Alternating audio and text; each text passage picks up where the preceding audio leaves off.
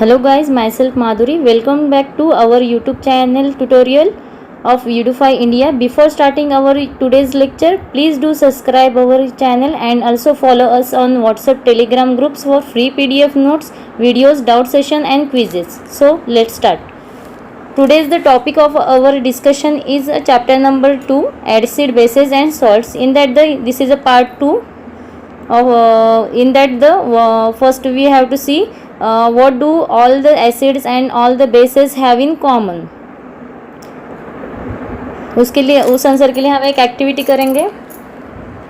We have see that the all the acids have a similar chemical property. What leads to this similarity in properties? We saw in activity in previous videos that all the acids generated hydrogen gas on reacting with metals, so the hydrogen seems to be common to all acids. Let us perform an activity to investigate the whether all the compounds containing hydrogen are acidic. Activity: take a solution of the glucose, alcohol, hydrochloric acid, sulfuric acid, etc. Fix 2 nails on the cork. Place the cork in a 100 ml beaker. Connect the nails to the 2 terminals of the 6-volt battery through the bulb and a switch as shown in this figure. Now pour some dilute HCl in beaker and switch on the current. Repeat with the dilute sulfuric acid. What do you observe? Repeat the experiment separately with the glucose and alcohol solution. What do you observe now? Does the bulb glow in all the cases? देखो यहाँ पे क्या है, एक beaker लिया है हमने, उसमें 2 रबर कॉर्क रखा है, उसमें हमने 2 नेल्स फिक्स किए हुए हैं और उसमें हम HCl डालेंगे, डाइल्यूट HCl सॉल्यूशन, और उसके साथ 6 वोल्ट की बैटरी और बैटरी के साथ बल्ब और स्विच अटैच करेंगे. तो अगर हम ग्लूकोज ले रहे हैं, अल्कोहल ले रहे हैं, हाइड्रोक्लोरिक एसिड ले रहे हैं, सल्फ्यूरिक एसिड, क्या हर सॉल्यूशन के साथ ये बल्ब ग्लो हो रहा है? नहीं हो रहा है. क्यों नहीं हो रहा है? बिकॉज इसको इलेक्ट्रिसिटी चाहिए. इलेक्ट्रिसिटी कैसे मिलेगी? एसिडिक कंडीशन से. ओके, अगर हम ग्लूकोज डालेंगे तो ये बल्ब ग्लो होगा क्या? नहीं होगा. अल्कोहल डालेंगे तो ये ज़रूर ग्लो होगा. हाइड्रोक्लोरिक एसिड और सल्फ्यूरिक एसिड डालेंगे तो उससे भी ये बल्ब ग्लो होगा. ऑल द केसेस में बल्ब ग्लो होगा. Okay, but you will observe that the glucose and alcohol solution do not conduct electricity. देखो इस मैंने जैसे बताया था कि ग्लूकोज में हमें बल्ब ग्लो होते हुए नहीं दिखाई देगा, वैसे अल्कोहल में भी इलेक्ट्रिसिटी नहीं होती, कंडक्ट नहीं हो सकती. Glowing the bulb indicates that there is a flow of electric current through the solution. The electric current is carried through the acidic solution by ions. Acid contains the H ions as the cation and the anion such as the chlorine in HCl and nitrogen in and HNO3 nitric acid, NO3 minus in nitric acid, SO4 2 minus in sulfuric acid, CH3CO minus in the acetic acid. Since the cation present in the acid H plus ion, this suggests that the acids produce a hydrogen ion. Hydrogen ion is a aqueous solution in this solution which is responsible for their acidic properties. You also perform in that same way the activity using the alkali such as the sodium hydroxide, calcium hydroxide, etc. What you conclude? मतलब आप वो ऐसे activity करके you conclude the result. Okay, what happened to an acid or bases in water solution? Do acid produce ion? Only aqueous solution? Let us test this. Take about the 1 gram of NaCl in a clean and dry test tube. Set up a apparatus as shown in the figure. Add some concentrated sulfuric acid to the test tube. What do you observe? Is there gas coming out of delivery tube? The test the gas cold successively with the dry and wet litmus paper. In which case does the litmus paper changes in color? On the basis of above activity, what do you infer about the acidic characters of the dry HCl and HCl solution? Note to the teacher: if the if the climate is very humid, you will have to pass the gas produced through the drying tube containing the calcium chloride in the dry the gas. तो देखो इसमें क्या किया है हमने, दो dry test tube लिए हैं, एक में सोडियम क्लोराइड लेंगे, उसमें सोडियम क्लोराइड लेंगे, ये हम पेयर ऑफ टंग से होल्ड करेंगे, ड्रॉपर के साथ उसमें सल्फ्यूरिक एसिड डालेंगे। सल्फ्यूरिक एसिड डालने के बाद हम यहाँ पे ये कॉर्क लगाएंगे, कॉर्क में एक डिलीवरी ट्यूब लगाएंगे और लिटमस पेपर यहाँ पे लगाएंगे। तो इसमें क्या दिखाई देगा, आपका जो ब्लू लिटमस पेपर है ये रेड में टर्न हो रहा है। Okay, blue to red turn हो रहा है, मतलब ये एसिडिक गैस प्रोड्यूस कर रहा है। यानी gourd tube containing calcium chloride, gourd अगर ह्यूमिड कंडीशन है तो ग्वाड ट्यूब ऐसी वाली ट्यूब रहती है, वो हम यहाँ पे लगाएंगे। तो यहाँ पे हमें क्या चला, हमें क्या पता चला, HCl गैस प्रोड्यूस हो रही है। HCl क्या होता है, एसिडिक इन कंडीशन होता है, इसलिए हमारा litmus paper blue to red हो गया। Okay, this experiment suggest that the hydrogen ion HCl are produce in the presence of water. The separation of the H plus ions from HCl molecules cannot occur in the absence of water. Hydrogen ions cannot exist alone, but they exist after the combining with the water molecule. Thus, the hydrogen ion must be always shown in H plus aqueous and hydronium ions H3O plus. ये देखो यहाँ पे क्या है, HCl में अगर हम water add करेंगे तो हमें क्या मिलेगा, हाइड्रोनियम आयंस मिलेंगे और क्लोरीन मिलेगा। अगर H प्लस आयंस और वाटर भी ऐड करेंगे तो भी हमें हाइड्रोनियम आयंस मिलेंगे। Okay, we have to see that the acids give the H3O and H plus ions in water. Let us see what happens when the base is dissolved in water. देखते हैं कि base अगर dissolve water में हो रहा है तो क्या होता है। अगर इस बेस हम सोडियम हाइड्रोक्साइड लेंगे, उसमें वाटर ऐड करेंगे तो क्या होगा, सोडियम इन एक्वस फॉर्म में मिलेगा और OH हमें वो भी एक्वस फॉर्म में मिलेगा। वैसे अगर हम पोटेशियम हाइड्रोक्साइड लेंगे, वाटर डालेंगे उसमें तो पोटेशियम एक्वस फॉर्म में मिलेंगे और OH माइनस आयंस भी एक्वस फॉर्म में मिलेंगे। मैग्नीशियम हाइड्रोक्साइड भी लेंगे तो फिर भी हमें मैग्नीशियम मिलेगा और 2OH माइनस एक्वस आयंस मिलेंगे। बेसिस आर जनरली हाइड्रोक्साइड और OH minus ions in water. Bases which are soluble in water are called alkali. जो बेसिस हमारे वाटर में सोल्यूबलाइज हो रहे हैं उसको हम क्या बोलेंगे, alkali. Now we have identified that all the acids generate the H plus aqueous and all the bases generate the OH minus aqueous. We can view the neutralization reaction follows. चलो हम neutralisation reaction जैसे कि हमने acid लिया और base भी लिया तो ये क्या हो गए, न्यूट्रलाइज हो गए सॉल्यूशन। अगर एसिड और बेस मिक्स करेंगे तो क्या मिलता है, सॉल्ट मिलता है और वाटर मिलता है। जैसे कि X क्या है, हमारा एसिड है, M है हमारा बेस है, तो हमें क्या मिला, M और X मिले, साथ में ये सॉल्ट बनाएंगे और KOH, जैसे कि हाइड्रोजन और नीचे है hydrogen aqueous and OH aqueous, वो क्या करेंगे, H2O बनाएंगे लिक्विड फॉर्म में। Okay, late us see what involves when the mixed with water is mixed with the acid or a basis. Take a 10 ml of water in beaker, add a few drops of concentrated sulfuric acid to it, H2SO4, and swirl the beaker slowly. Touch the base of the beaker. Is there any change in temperature? Obviously, because the acid is a hot temperature. After the touching the beaker, we feel the beaker becomes warm. हमें गरम लगेगा beaker. Is this an exothermic or endothermic process? कौन सी process है? Repeat the above activity with the sodium hydroxide pellets and record the observation. The process of the dissolving an acid or bases in water is a highly exothermic one. मतलब ये क्या होगी, exothermic reaction है। अगर हम acid भी डालेंगे या फिर बेस भी डालेंगे इन वाटर में तो कौन सी रिएक्शन होगी, exothermic.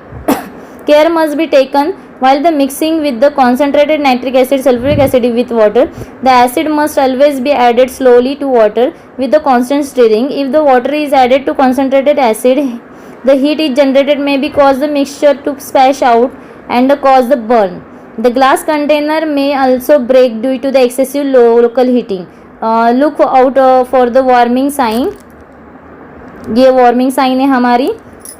On the can concentrated sulphuric acid on the bottle sodium hydroxide pellet. ऐसी साइन हमें सोडियम हाइड्रोक्साइड की पेलेट्स पे बॉटल में और सल्फ्यूरिक एसिड की बॉटल में दिखाई देगी. मिक्सिंग एन एसिड और bases with water results in the decreasing in the concentration of ion per unit volume. Such process called dilution and the acid और bases is said to be diluted. मतलब अगर sulphuric acid या हमारा sodium hydroxide लेंगे, उसमें pellet में water डालेंगे, पहले वो सिंगल अगर पेलेट लेंगे तो वो क्या होगी कॉन्सेंट्रेटेड, और सल्फ्यूरिक एसिड लेंगे तो वो क्या रहेगा कि कॉन्सेंट्रेटेड लेगा, लेकिन उसमें अगर वो हम वाटर डालेंगे तो वो क्या होगा डाइल्यूट हो जाएगा. उस प्रोसेस को हम क्या बोलेंगे dilution. Next is how strong are the acid or base solutions. We know the how acid base indicator can be used to distinguish between the acid and base. We have also learned in the previous section about the dilution and the decrease in concentration H plus ions or OH minus ions in solution. We can quantitatively find the amount of these ions present in the solution. Can we just how to strong given acid or basis is? We can do this by making the use of universal indicator, which is the mixture of the several indicators. The universal indicator shows the different colors at the different concentration of hydrogen ions in solution. A scale for the measuring hydrogen ions concentration in solutions called the pH scale. मतलब एक scale होती है जिसमें हम hydrogen ions का concentration major कर सकते हैं. उस स्केल को क्या बोलेंगे pH scale has been developed.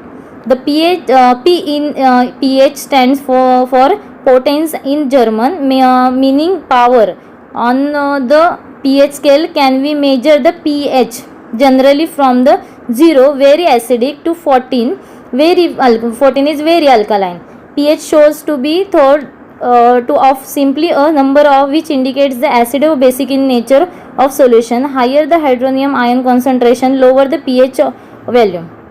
मतलब हाइड्रोजन आयन्स अगर ज़्यादा होंगे तो हमारा पीएच क्या होगा कम होगा, और हाइड्रोजन आयन्स कम होंगे तो हमारा पीएच क्या होगा ज़्यादा होगा. और ज़्यादा पीएच होगा तभी कौन सी बेसिक इन नेचर रहेगा, और कम पीएच रहेगा तो एसिडिक इन नेचर रहेगा. ओके अगर 7 के बीच में पीएच स्केल के बीच में रहेगा तो वो न्यूट्रल रहेगा. न्यूट्रल की वैल्यू क्या है 7. The pH of the neutral solution is 7. Values is less than on the pH scale represent the acidic solution, and pH increases the 7 to 14 represent increases OH minus concentration in the solution, that is the increase the strength of alkali. Generally paper impregnated with the universal indicator used as a measuring pH. Next activity is the test the pH values of the solution is given in that table. In this table, record your observation. What is the nature of each substance on the basis of your observations. The strength of the acid and bases depends on the OH ions and OH minus ions. ये देखो ये हमारी pH की scale है. इसमें different colours दिखाई दे. Gastric juice का acidic में अगर देखेंगे तो रेड कलर होता है, वो डिक्रीज रेड कलर लाइट होके बाद में येलो में आ जाता है. लेमन ब्लू का और लाइट ऑरेंज होता है. प्योर ब्लड का pH 7 होता है और लाइट ग्रीन होता है. मिल्क मैग्नीशिया का ब्लू ग्रीन और ब्लू मिक्स कलर होता है, वो उसका pH 10 होता है. और द सोडियम हाइड्रोक्साइड का pH वेरी बेसिक होता है, इसीलिए 14 है वो, और डार्क ब्लू है. ओके तो ये चार्ट हम कंप्लीट करते हैं. देखो फर्स्ट हमारा क्या है सलाइवा बिफोर मील. मतलब नॉर्मली रेंज हमारे सलाइवा के क्या होती है 6.2 to 7.6, बट खाने से पहले क्या हो गया हमारे 7.4. ओके और खाने के बाद क्या होगी हमारी 5.8. Okay as the activity of the bacteria increases at this pH. तो अप्रोक्सीमेटली ये देखो यहाँ पे हम कलर लिखेंगे, सॉरी, यहाँ पे ग्रीन, ओके, हमारा ग्रीन कलर होगा यहाँ पे येलो कलर होगा, बिकॉज हमने स्केल के ऊपर देखेंगे 5.8, ओके। और नेचर ऑफ सब्सटेंस कैसे होगा, ये हमारा एसिडिक होगा, बेसिक होगा, और ये कौन सा होगा, एसिडिक। लेमन जूस का कितना है, 2.2 टू 2.4, ओके। तो ये कौन सा कलर देगा, पिंक कलर होगा, ओके। और ये कौन सा होगा, एसिड। और कलरलेस एरेटेड ड्रिंक का पीएच कितना होगा, 6। तो 6 है, मतलब कौन सा वो कलर होगा, लाइट ग्रीन, ओके। और ये भी कौन सा होगा, एसिड, एसिडिक नेचर होगा उसका। कैरेट जूस का कितना होगा, 5 to 6 होगा, तो ये भी क्या हुआ, एसिडिक होगा। और कलर कौन सा होगा, येलो होगा, येलो और ग्रीन, ओके। कॉफ़ी का कॉफ़ी का कितना होगा, 4 to 5 होगा, और ये भी क्या होगा, एसिडिक। और कलर कौन सा होगा, येलो। और लाइट ऑरेंज का कितना होगा, 4.1, और इसका भी क्या होगा, लाइट ऑरेंज होगा, और ये भी कौन सा होगा, एसिडिक। और टैप वाटर का न्यूट्रल 7, वो उसका कलर क्या होगा, ग्रीन, और ये क्या होगा, न्यूट्रल डार्क ब्लू, इसका NaOH का डार्क ब्लू होगा कलर पीएच का, ओके। और पीएच क्या होगा, वैल्यू क्या होगी, 14, और ये क्या होगा, बेसिक इन नेचर। और HCl क्या होगा, 1, इट इज़ हाईली कॉन्सेंट्रेटेड, और इसका कलर क्या होगा, रेड, और ये क्या होगा, स्ट्रॉन्ग एसिड, ओके।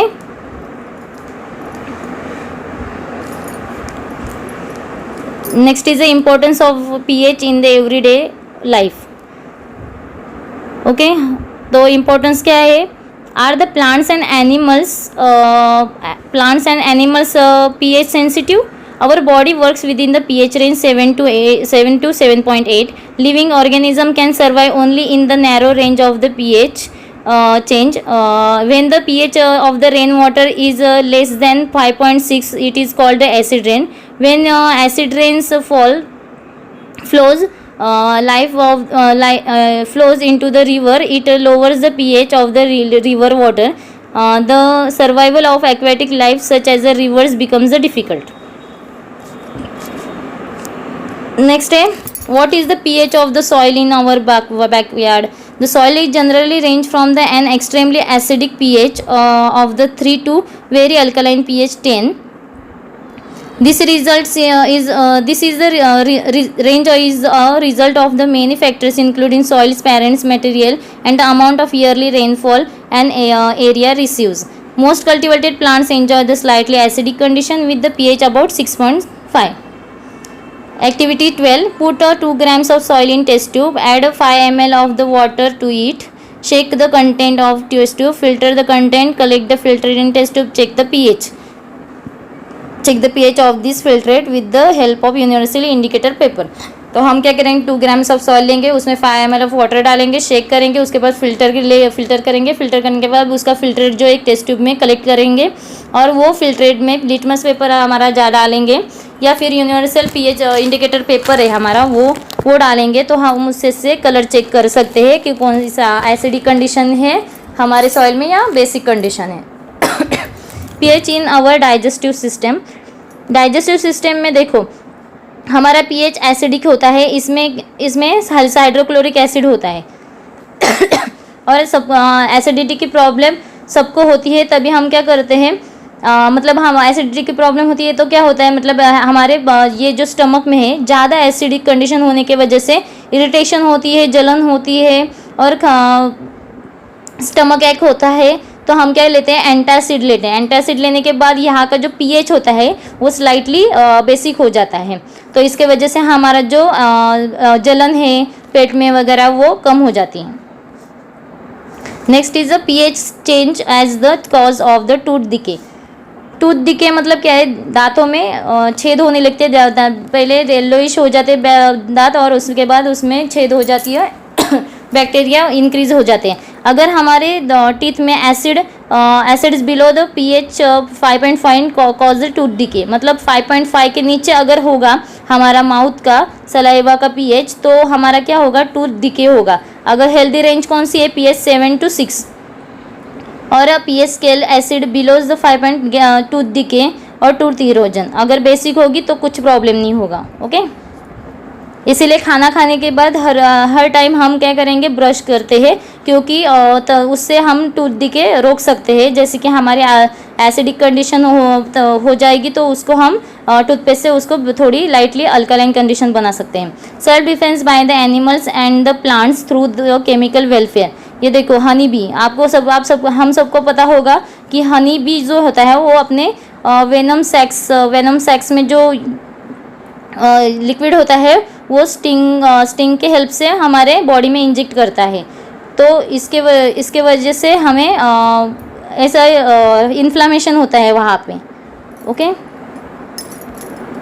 और ये some are the naturally occurring acid से नेचुरल सोर्सेस है, vinegar, orange, tamarind, tomato. Vinegar acid क्या होता है, उसमें एसिडिक एसिड होता है। नेचर ऑफ सोर्स क्या है, सोर मिल्क और कर्ड। और एसिड कौन सा बनेगा, ये सोर्स और कर्ड का कौन सा एसिड है प्रेजेंट है, लैक्टिक एसिड। ऑरेंज में कौन सा एसिड है प्रेजेंट है, सिट्रिक एसिड। लेमन में भी सिट्रिक एसिड। टैमरिन में टार्टारिक एसिड एंड स्टिंग में मिथानोइक एसिड एंड टोमेटो में ऑक्सैलिक एसिड। नेस्टल स्टिंग में मिथानोइक acid. Hey guys, if you like this video, then please go to the subscription button and subscribe to our YouTube channel, and also you can follow us on this social platform on the form free PDF notes, videos, doubt session, quizzes, and link for this is given in this description box of this video. Don't forget to like, comment, share and subscribe to our YouTube channel. Thank you for watching this video. Stay tuned for the next video on the same topic. Thank you.